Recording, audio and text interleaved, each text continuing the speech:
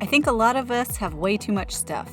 Until we're emotionally prepared to get rid of some of the things we've collected over the years, we need a good place to store them.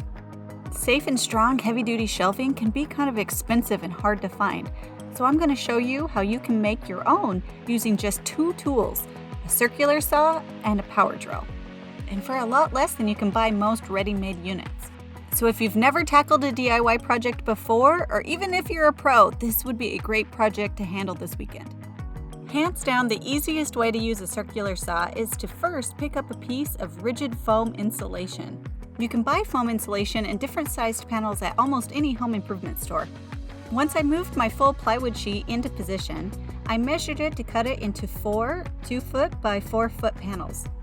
I then set the blade of my circular saw slightly deeper than the 1/2-inch plywood I was using. The foam insulation supporting the plywood allowed me to make smooth and even cuts safely without worrying about the blade cutting into the concrete or the surface below. Once the plywood was cut, it was time to turn my attention to the 2x4s.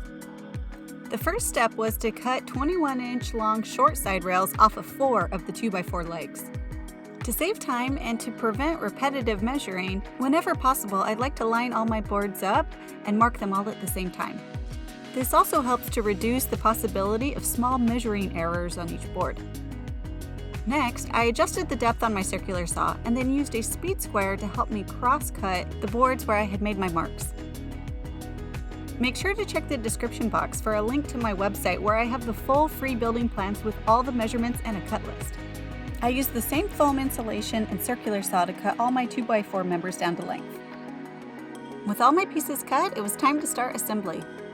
A really important step that's sometimes overlooked by DIYers and weekend warriors is making sure to apply a healthy amount of glue to all your joints. I also made sure to pre-drill through the longer sides and into the ends of the shorter rails. Glue holds the wood together tightly and helps prevent future squeaking and wobbling from screws and fasteners coming loose. Wood really likes to split, especially when you're drilling close to the ends, so pre-drilling makes sure that your screws or your fasteners can go through the wood without cracking it.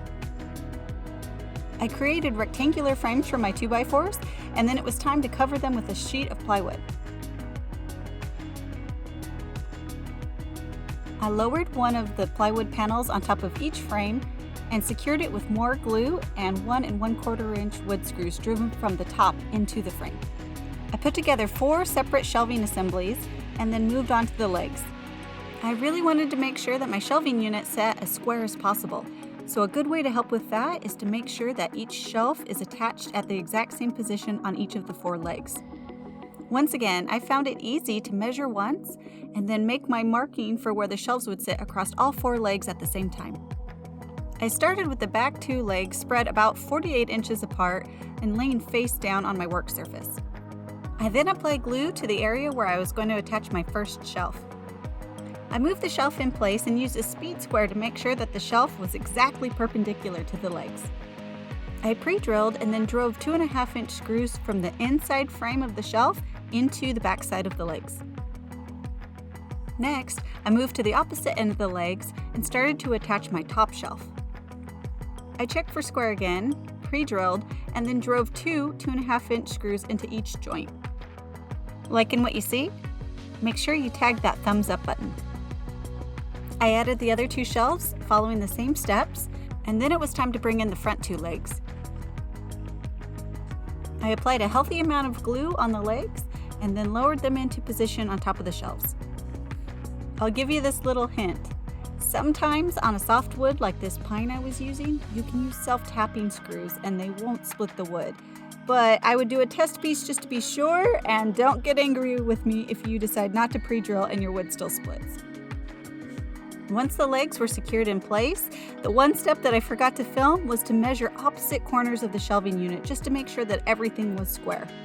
Whenever you're building a square or rectangular shaped piece of furniture, if you measure diagonally across the back and the measurements are the same, then you know all 4 corners of the unit are square at 90 degrees.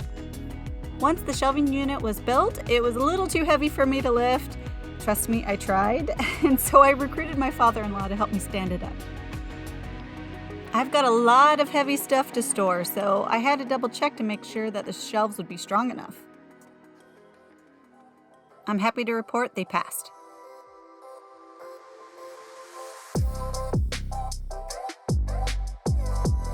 I've built about half a dozen of these shelving units over the years, and they are super handy for holding all the really heavy tools, paint cans, and all that other junk that people store in their garage.